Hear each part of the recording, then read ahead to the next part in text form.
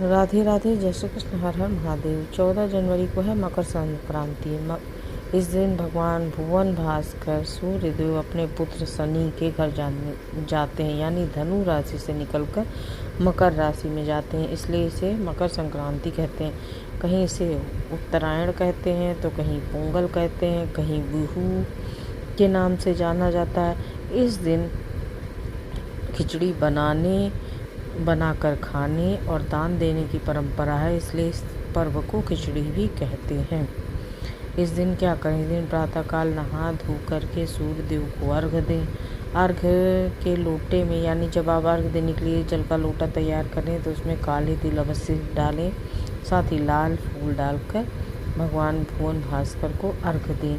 आप सूर्य गायत्री मंत्र का जाप कर सकते हैं या सूर्य के बीज मंत्र ओम ह्रीम ह्रीं सूर्याय नमः, इस मंत्र का जाप कर सकते हैं। आप सूर्याष्टक का पाठ कर सकते हैं, आदित्य हृदय स्तोत्र का पाठ कर सकते हैं। इसके साथ ही साथ इस दिन 108 गायत्री मंत्र पढ़ने का भी विधान है। जिनको कुछ नहीं आता उन्हें 108 गायत्री मंत्र का जाप अवश्य करना चाहिए।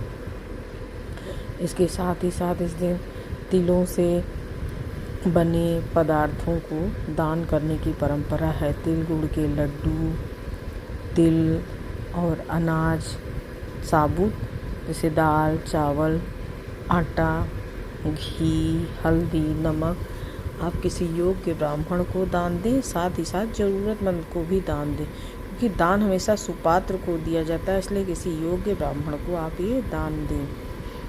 और ज़रूरतमंद के लिए आप चाहें तो अलग से दान दे सकते हैं। इसके साथ ही साथ आप वस्त्र, ज़रूरत की चीज़ें आप लोगों में, ज़रूरतमंदों में बांट सकते हैं। गर्म कपड़े, तिल गुड़ की मिठाइयाँ, मूंगफली, रेवड़ी, गज्जक, ये सब चीज़ भी आप बांट सकते हैं। इस दिन बहन बेटियों के यहाँ खिचड़ी पहुँचाने की परंपरा है। खिचड़ी का मतलब ये नहीं कि दाल चावल।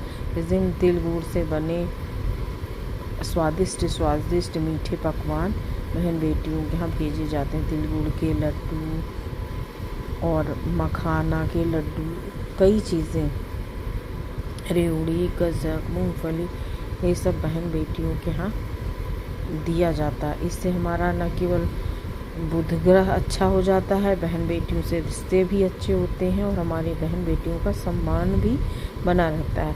इस दिन गुप्त दान का भी विशेष महत्व है। इस दिन तिल गुड़ के लड्डू बना के या तिल खोए के लड्डू बनाकर बीच में उसमें पैसे रख के या कुछ स्वर्ण आभूषण आदि रखकर बहन बेटियों को दान में दिया जाता है या किसी योग्य ब्राह्मण को दान में दिया जाता है। इस दिन जिन्हें शनि की पीड़ा हो उन्हें तांबे के लोटे में तिल भरकर उस पर दक्षिणा रखकर शनि मंदिर में या तो आप दान कराएं या फिर किसी योग्य ब्राह्मण को पात्र सहित दान दें। इससे शनि की पीड़ा में बहुत राहत मिलती है। ये छोटे छोटे उपाय हैं जो हमारे जीवन को न केवल सुखमय बनाते हैं बल्कि हमारे रिश्तों को भी मधुर बनाते हैं। इन उपायों को करें और अपने जीवन में आनंद और उत्साह को प्राप्त करें।